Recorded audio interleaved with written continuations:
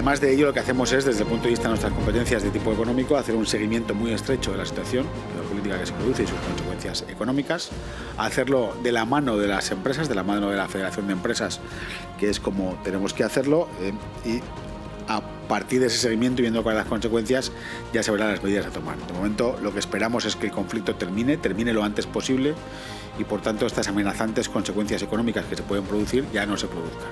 Si el conflicto se alarga en el tiempo, más de lo que sería razonable, que es este mismo momento, ahí sí que el Gobierno de La Rioja trabajará de la mano de las empresas para solucionar cuántos problemas se pueden producir. Propusimos un paquete de medidas concretas.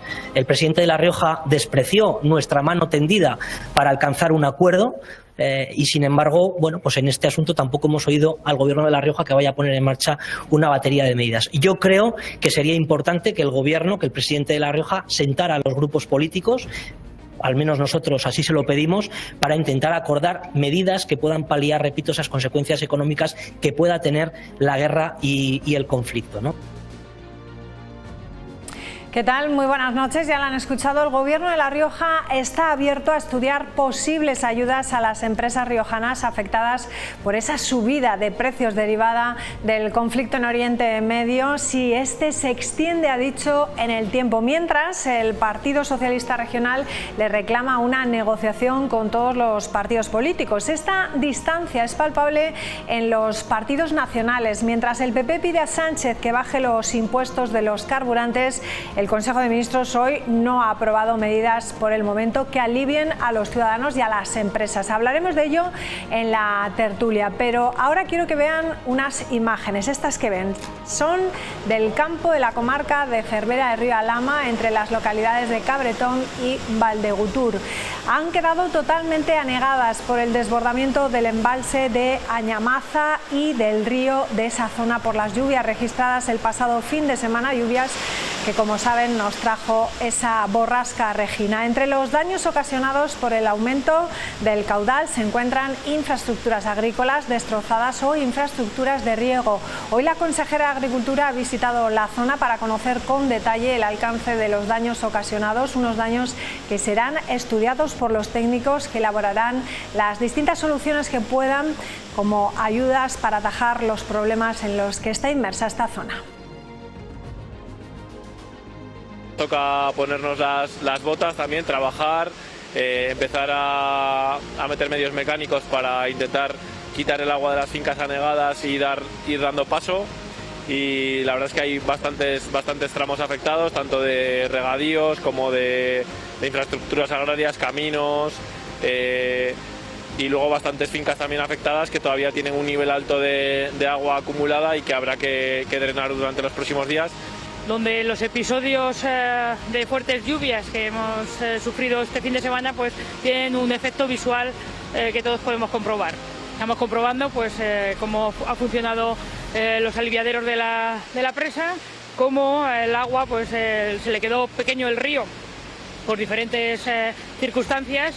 Y de ahí pues tendremos que analizar junto con el ayuntamiento y junto con los agricultores y la comunidad de regante posibles soluciones que podamos ir de la mano a Confederación Hidrográfica del Ebro pues para ver esas limpiezas o esas actuaciones que entre las diferentes administraciones podamos acontecer para que esto que hoy se ha quedado en una anécdota pues a futuro, si vuelve a suceder, que no traiga nuevas pérdidas ni nuevos daños.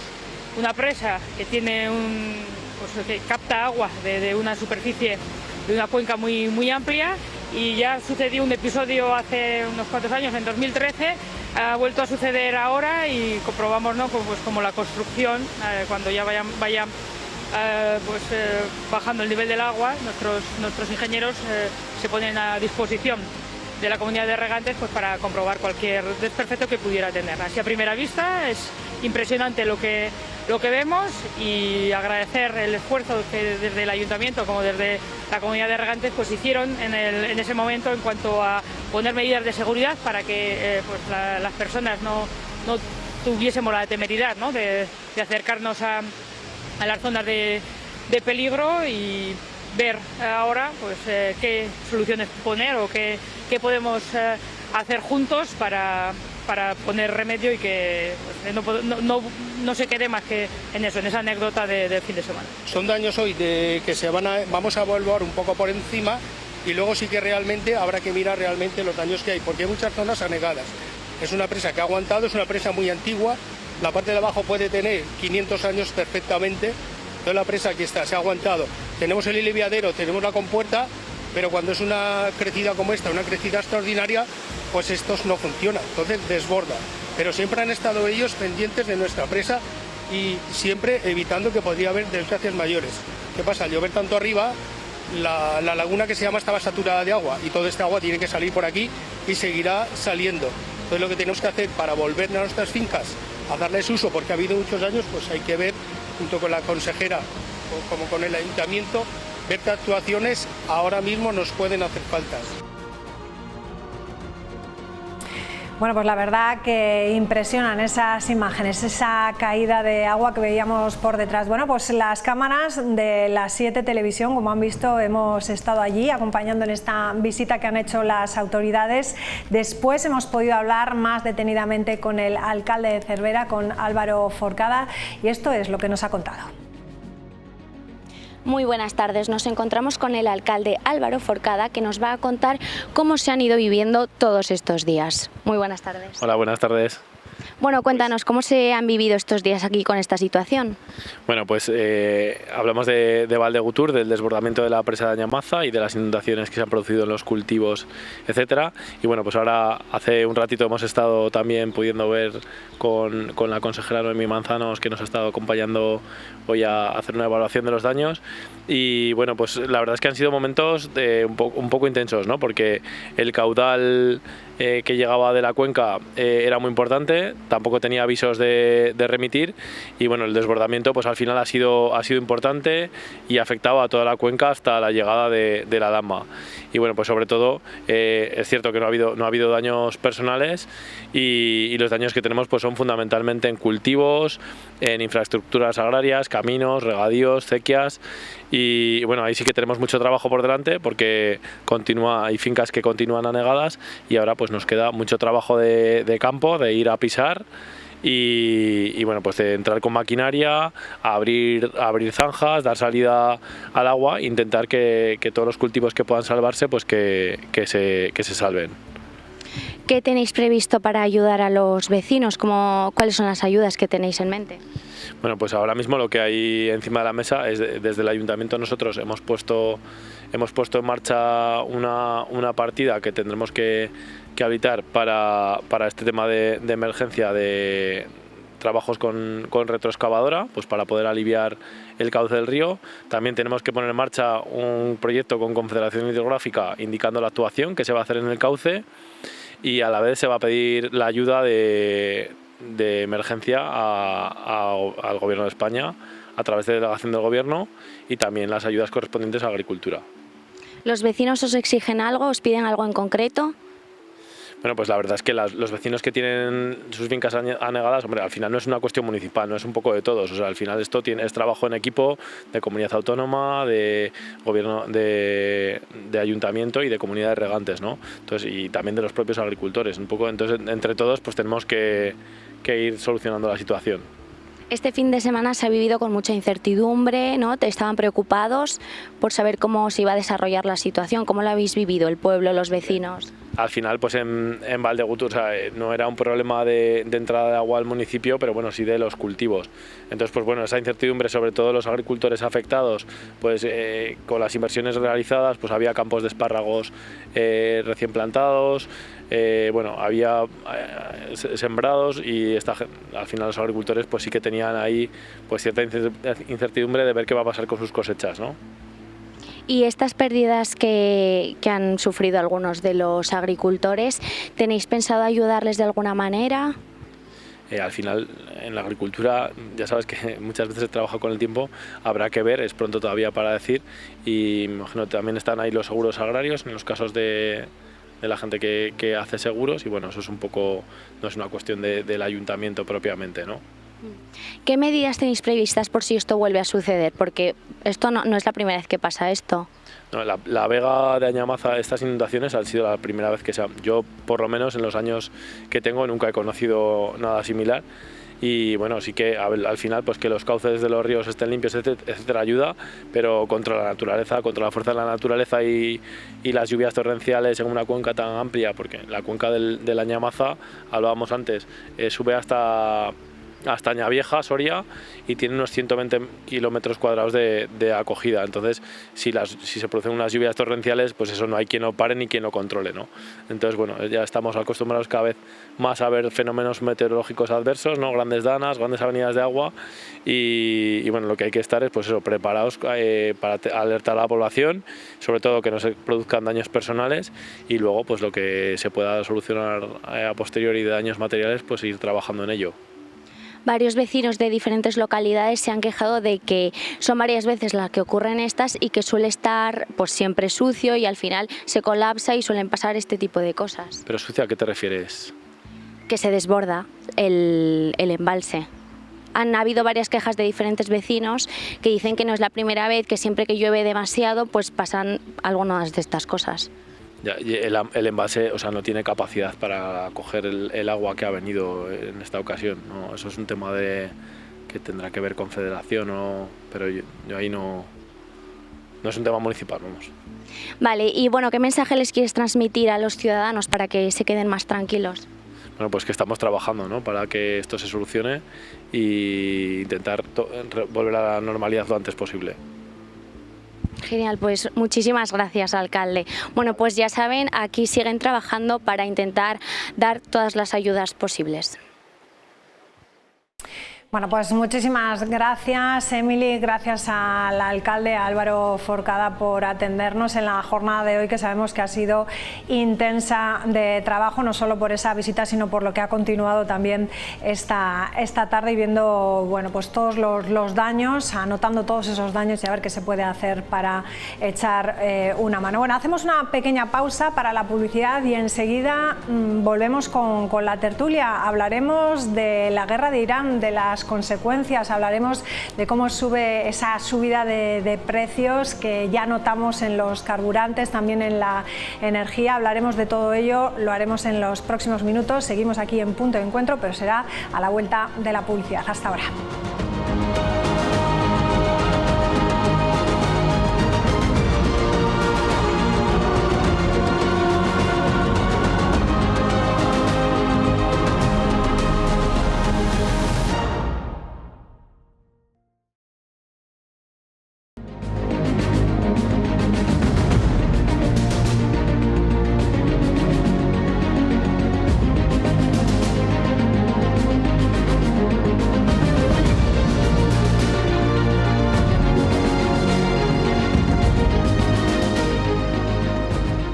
Pues ya estamos de vuelta, vamos a comenzar ya la tertulia. Saludamos a Inmaculada Ortega, ¿cómo estás? Buenas noches, bienvenida.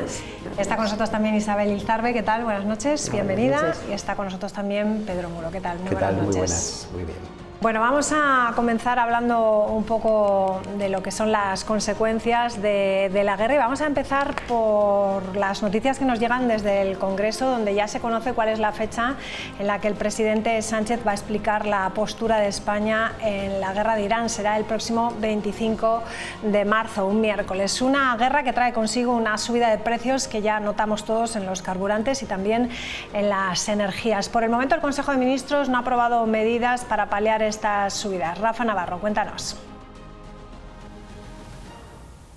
Sí, María, la subida de precios de los carburantes y las energéticas ya se nota en los bolsillos. El temor es que este conflicto se alargue y repercuta, ya se está notando también, en el gasto de la cesta de la compra. Por ello, varios países como Francia, Portugal o Hungría ya están tomando medidas para paliar esa subida de precios. Aquí en España, tanto oposición a través de medidas fiscales como socios del Ejecutivo a través de medidas más sociales piden al Gobierno que actúe actúe ya. Hoy en el Consejo de Ministros no se ha aprobado ninguna medida al respecto. La portavoz ha dicho que están preparando un plan de respuesta que estudiarán en los próximos días, tanto con grupos políticos como con agentes sociales, con empresarios y con sindicatos. Y por cierto, María, ya hay fecha para que el presidente Sánchez explique aquí en el Congreso la postura de España con respecto a esta guerra de Irán. Será el próximo 25 de marzo.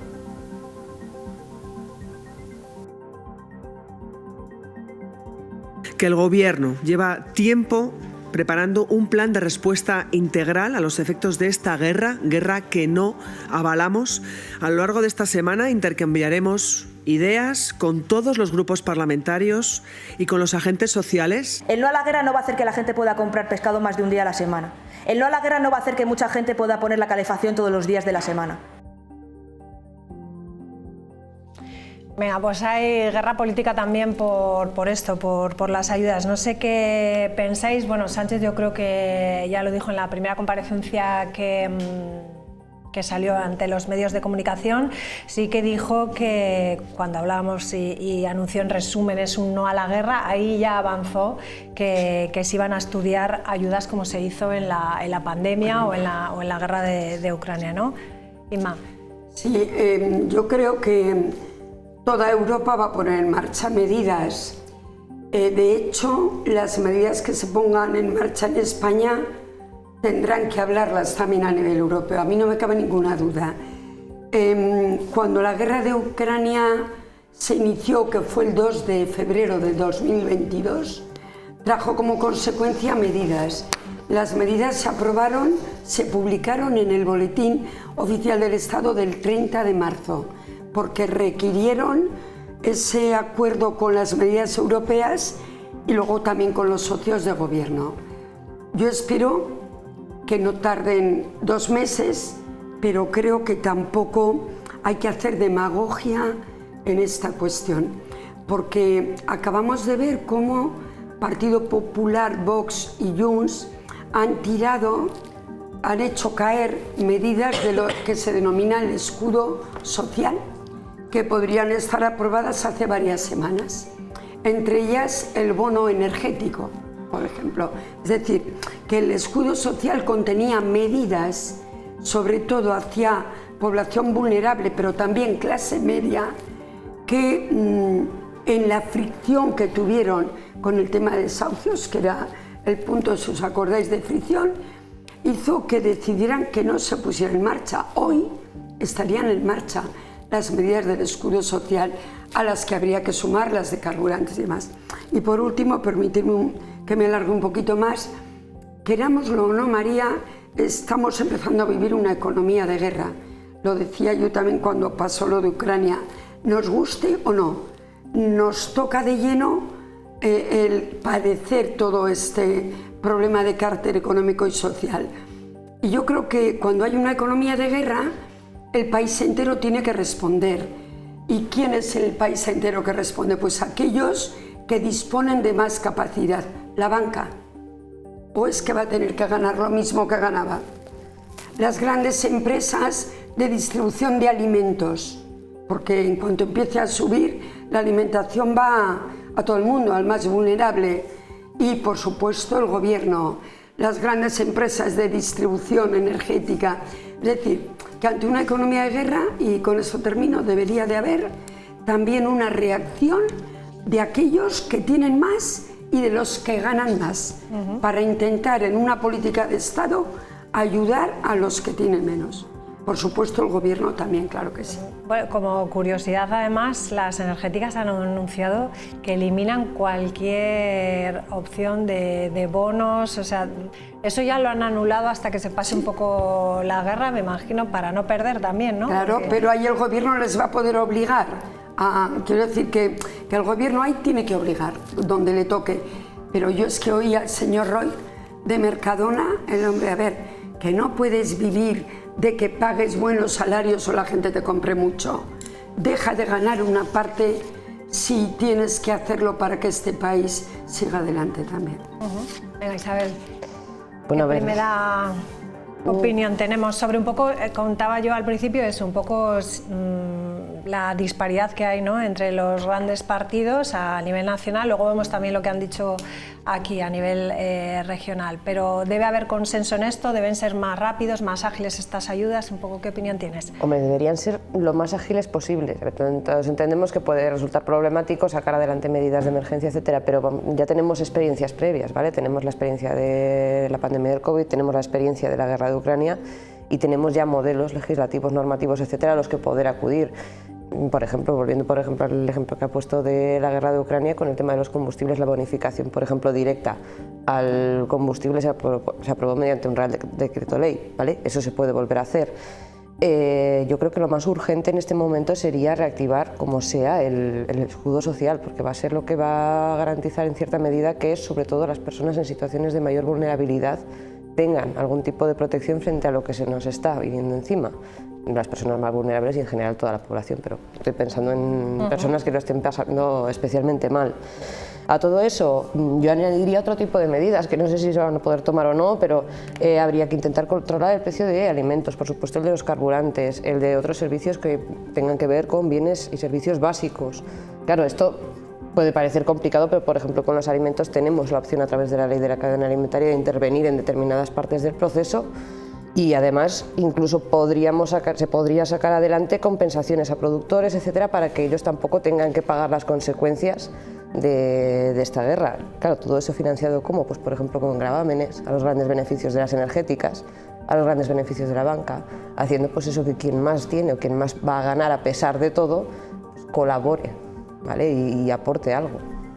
Bueno, esas ideas ya están puestas sobre la mesa, ¿no? También hemos oído que se quite, ¿no?, el IVA de los alimentos de primera necesidad, por ejemplo. Sí.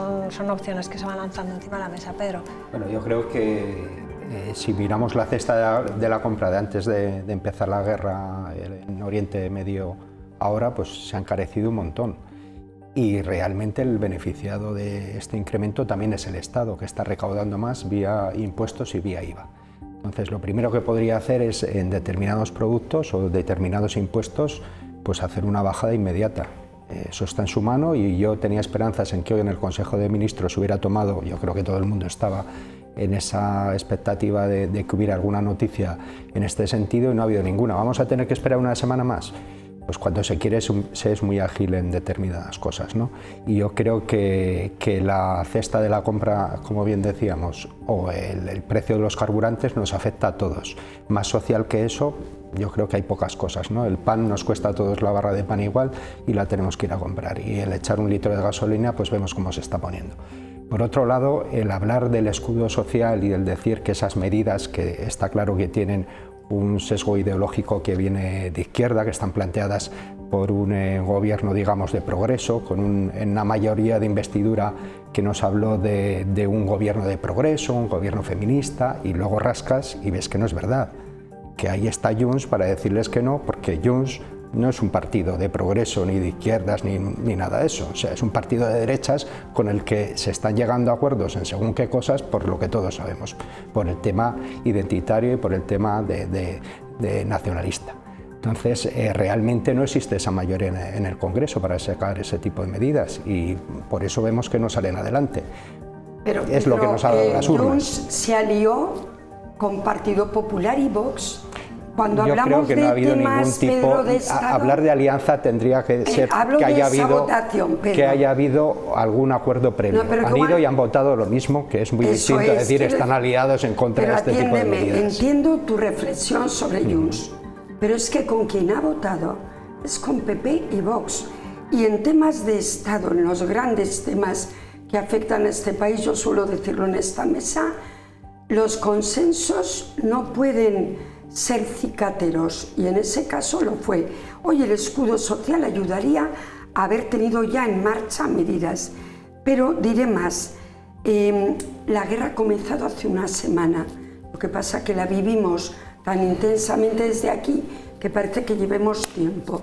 Yo he comenzado diciendo que tardar casi 2 meses en poner en marcha medidas no lo vamos a hacer ni lo debemos de hacer, que es lo que ocurrió con la de Ucrania.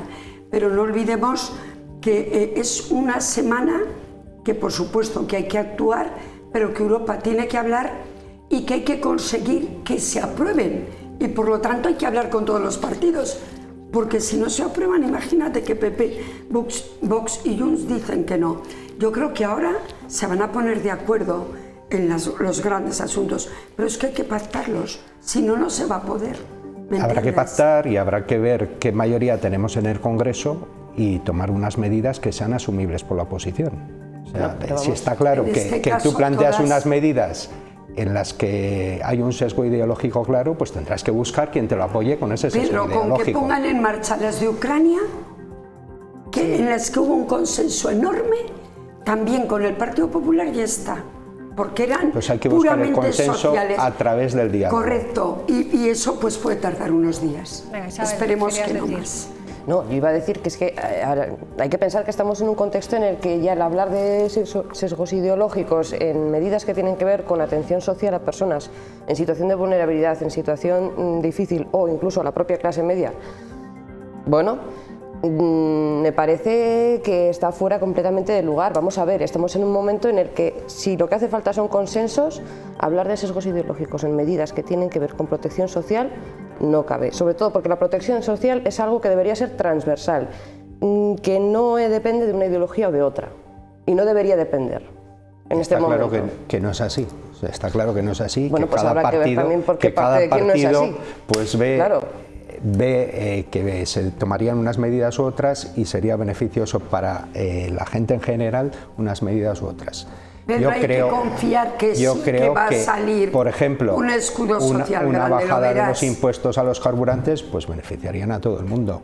El apoyar a los autónomos que lo están sufriendo lo de los carburantes, ¿de qué manera? El apoyar a las familias. Entonces puede haber medidas que yo creo que se pudieran votar en conjunto, tanto Partido Popular como Partido Socialista, pero que nos tenemos que olvidar de medidas como las que venimos arrastrando con el tema de los desahucios, que una medida que era provisional pues ha convertido en definitiva y vemos que tampoco beneficia directamente a la gente más desfavorecida.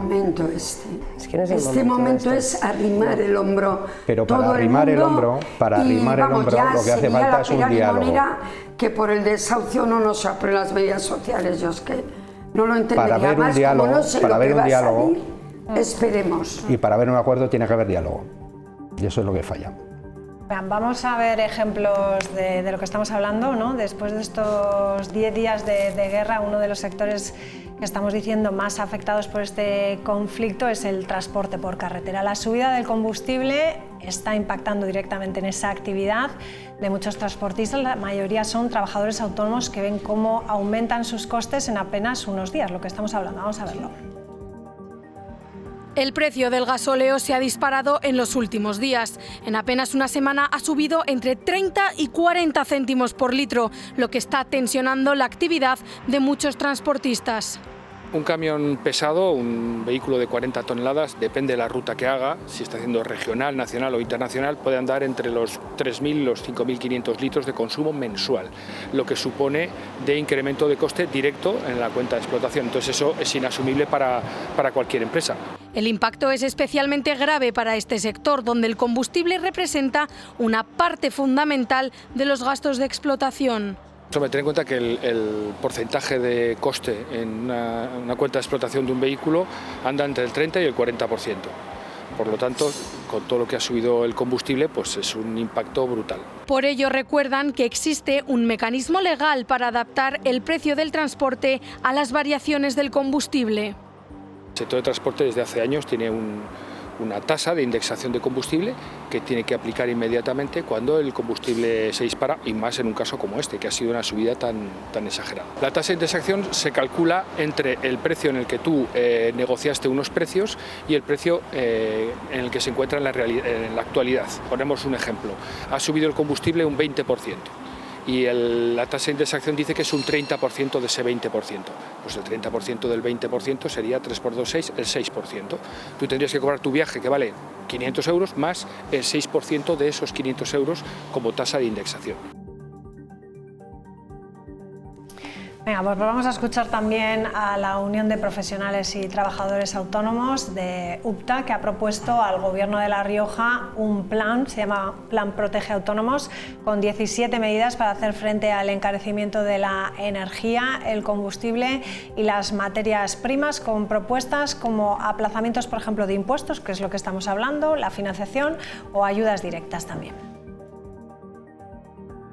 Sobre todo las empresas que tengan pues una pérdida de facturación de un 20% o subida de suministros energéticos, eléctricos y gasoil, más de un 20% se puedan acoger, incluso las empresas que tengan que hacer un ERTE, por si acaso, pues los autónomos tenemos que soportar también las subidas y eso va a encarecer el producto, como ya de hecho se está haciendo tanto en la agricultura como en el campo, como en los servicios en sí. Estemos todos preparados para tener estas bonificaciones y estas ayudas que nos consta que desde el Gobierno central sé que están haciendo.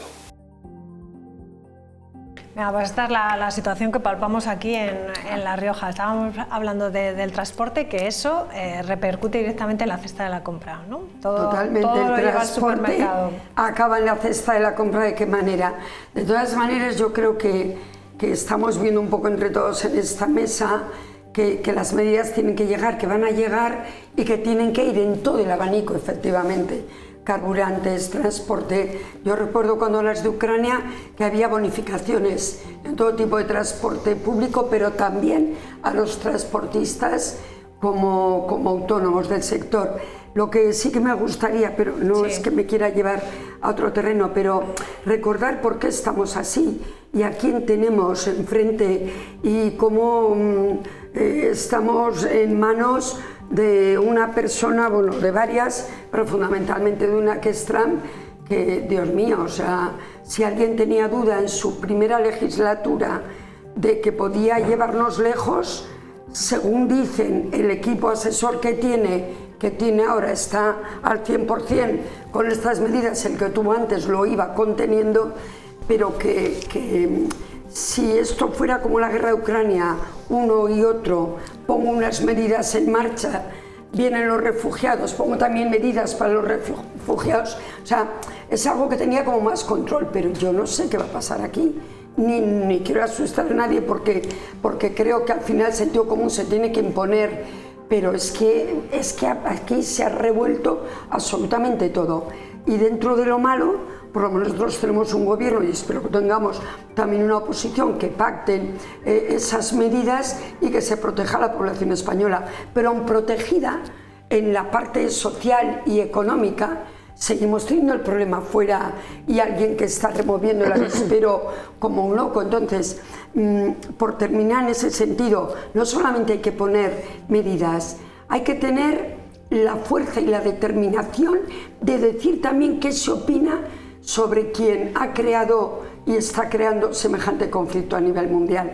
Y ahí no quiero dejar pasar este momento sin decir que cuando Antonio Costa le ha dicho al presidente de España estoy contigo y aquí no se puede apoyar esta locura y no puede haber este desorden de la legalidad internacional, esta intromisión absoluta en cualquier régimen para llevármelo por delante, pues que nos acordemos de que pese a las medidas que se pongan, el problema lo tenemos fuera y hay que intentar ser muy contundentes. Yo, por supuesto, como os podéis imaginar, aplaudo a mi presidente porque creo que ha hecho lo que debe hacer y espero que haya más políticos que también estén ahí. No hay que tenerle miedo.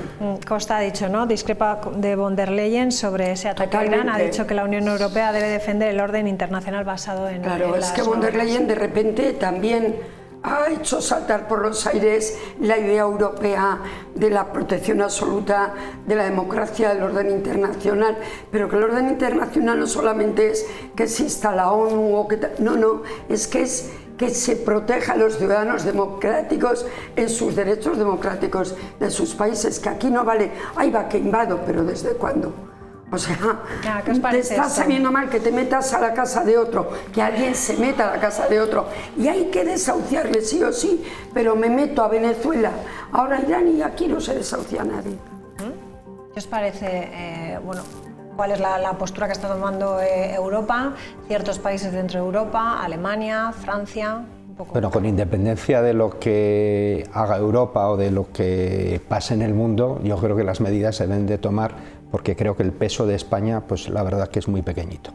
Entonces hay que saber dónde estamos y digamos no a la guerra o apoyemos la guerra como sea, la postura no va a cambiar. Entonces yo creo que las medidas que tenemos que tomar en España para paliar las consecuencias de esa guerra, que está claro que España no ha buscado y Europa tampoco, y que es consecuencia pues, de todos estos factores que dominan ahora el orden mundial, entre ellos Trump, y de todas estas potencias, digamos, que están desbocadas en una guerra que va más allá de esta guerra. O sea, que es que hay una guerra entre potencias a nivel económico que es tremenda y que la estamos sufriendo, y que por eso yo creo que vienen estas guerras detrás.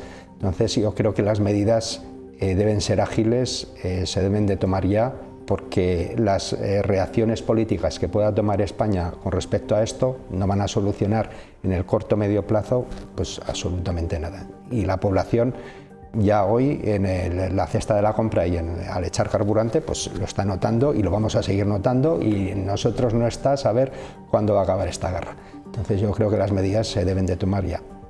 Bueno, hoy se ha hablado en el Consejo de Gobierno aquí en La Rioja sobre este asunto, y el Partido Socialista también le hemos preguntado.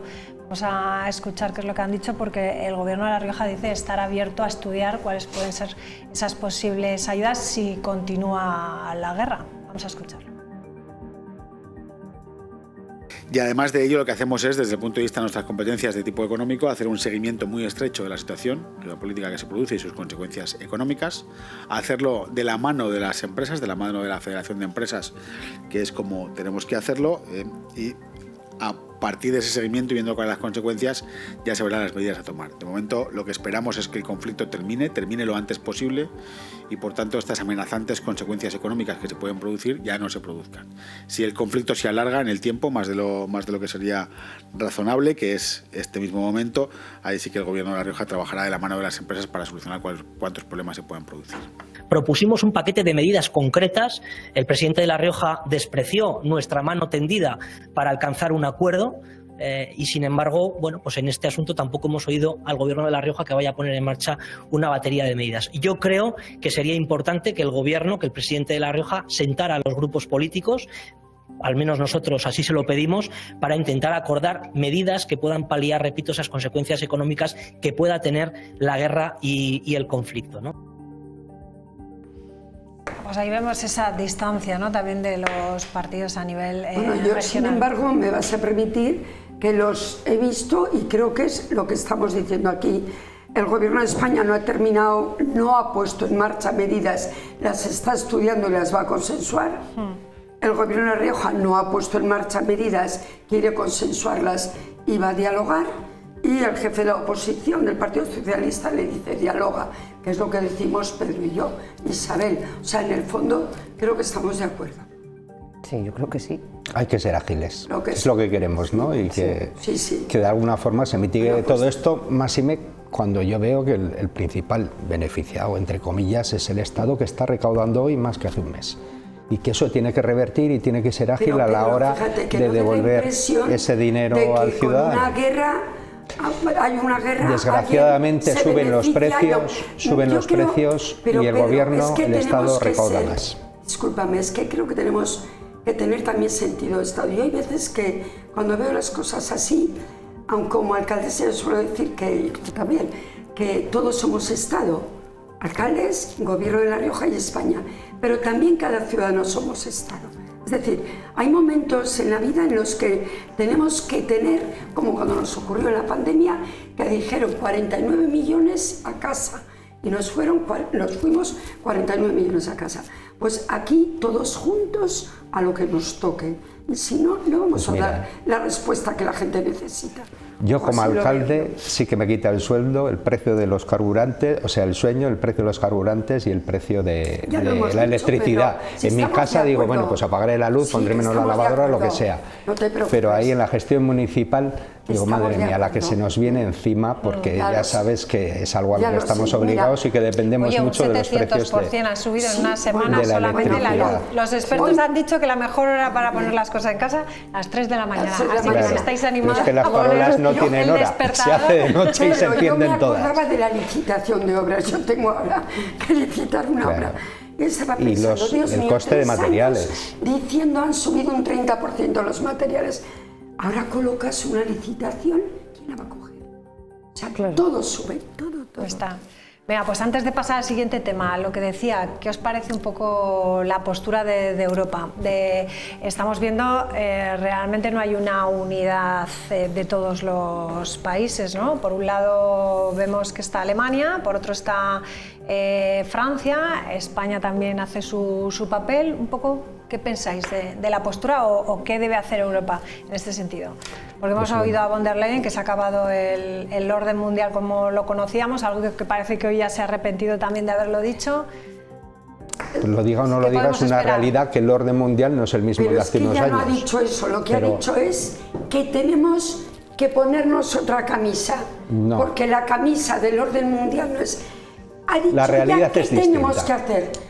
Y no tenemos que ponernos otra camisa, tenemos que saber si defendemos criterios que permitan que este mundo no entre en la selva más atroz en la que nos quieren meter o no. Porque si von der Leyen hubiera dicho el orden mundial ha muerto, diríamos sí, porque es así. Pero es que lo que ha dicho es hagamos otras cosas porque el orden que viene me parece bien, porque es que esta mujer... Claro, bueno, la realidad es que el orden mundial ha cambiado, o sea, y que las reglas del juego ella no ha dicho eso, mundiales han cambiado, y no solo por Trump, o sea, que es que venía la cosa de atrás. Lo que ha dicho es que... O sea, hay que adaptarse a la realidad de que el orden mundial... Europa va por otro lado. Pedro, y Europa va por otro lado. Europa va por otro lado. Europa además tiene sus propios problemas. Que son muchas veces, pues eso, esa disparidad de opiniones y el conjugar una opinión única. Tenemos que ir pues, unidos también. Somos muy poquitos cada país si no vamos unidos, como tú dices. Eso es, tenemos que ir unidos. Entonces, en el peso del orden mundial...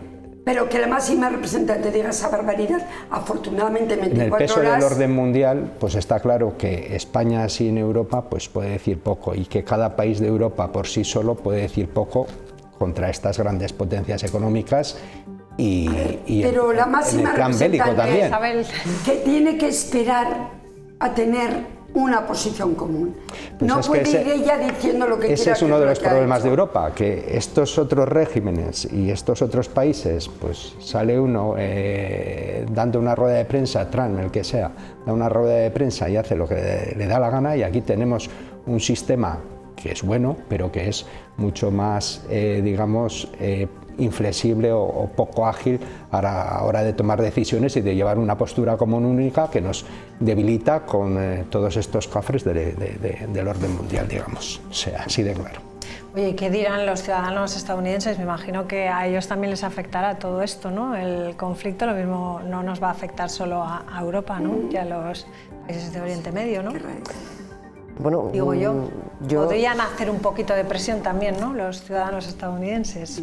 Pues sí, presión seguramente acabaremos viendo que van a hacer, porque ya había un porcentaje incluso dentro del propio Partido Republicano que estaba en contra, ¿vale?, de esta guerra abiertamente. Entonces, a ver, si ya dentro del propio Partido Republicano se están pronunciando en contra de este conflicto, obviamente la sociedad, que también va a vivir las consecuencias de todo esto, pues tarde o temprano saltará, y más en el contexto de inestabilidad social en el que está ahora mismo el propio Estados Unidos. O sea, eso es cuestión de tiempo, nada más.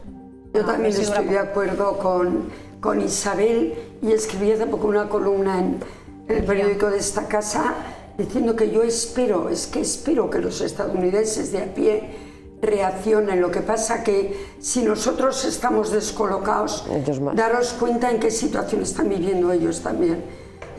Pero tiene grandes figuras, desde Obama o Clinton hasta el alcalde de Nueva York, o ciudadanos de a pie que han salido a las calles y que han encontrado la muerte desgraciadamente. Yo también espero que lo hagan. Venga, vamos con otro asunto, que nos quedan ya pocos minutos. La Comisión de Cultura y Patrimonio de la Federación Española de Municipios y Provincias ha pedido más recursos para proteger y rehabilitar el patrimonio histórico, especialmente en los pueblos pequeños. La Federación denuncia que el llamado 2% cultural solo financia bienes declarados BIC y que muchos ayuntamientos no pueden acceder a esas ayudas por falta de medios técnicos y económicos. También la Comisión propone trabajar con productoras españolas de audiovisual internacional de cara a la elaboración de un modelo de ordenanza para rodajes extranjeros en espacios públicos. También facilitar estos rodajes. Desde la FEMP se trabajaría para que los ayuntamientos interesados pudiesen dar a conocer su disposición a acoger esta actividad. Pedro, cuéntanos un poco. Bueno, pues desde la comisión que tengo la suerte de presidir, pues estamos en esas, en que el 2% cultural, si observamos, bueno, viene del año 85 el 2% cultural, que empezó siendo el 1, en 2013 pasó al 1,5 y actualmente desde hace un par de convocatorias, 3 es el 2% cultural, que destina el 2% de las obras públicas, digamos, a financiar la recuperación del patrimonio.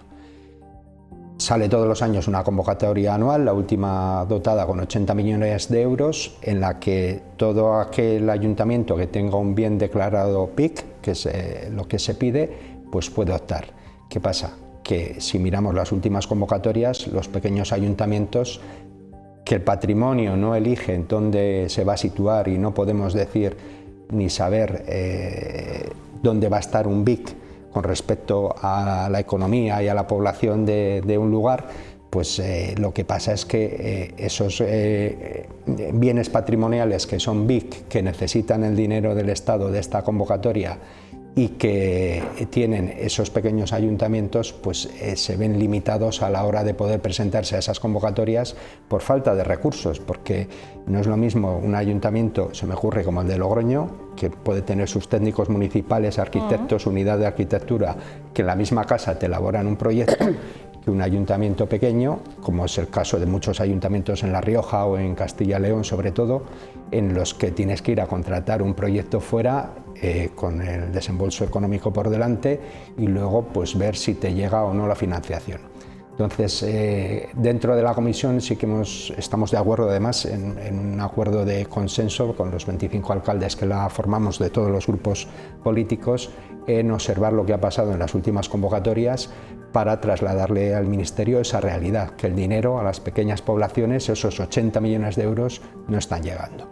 Y que haya un reparto pues, en el que se pondere a los pequeños ayuntamientos, a los bienes patrimoniales que hay en las pequeñas localidades que necesitan de ese dinero y que se pondere de alguna forma en la convocatoria para que podamos tener acceso, incluso que pueda haber pues, ayudas a esa creación, no ya por parte del Ministerio solo, sino también por parte de las comunidades autónomas o de las diputaciones, a esa elaboración de proyectos, ¿no? El que podamos ir de la mano con las comunidades autónomas o las diputaciones a la hora de elaborar los proyectos y luego por otro lado pues que el porcentaje en el caso de pequeños municipios pues se acerca al 100% de la financiación. Si hablamos de municipios de menos de 5.000 habitantes que obtienen el 75%, creo que aquí en La Rioja, por ejemplo, tenemos una realidad geográfica y de población de los ayuntamientos muy pequeñitos con respecto a otras regiones de España y debe tenerse en cuenta esa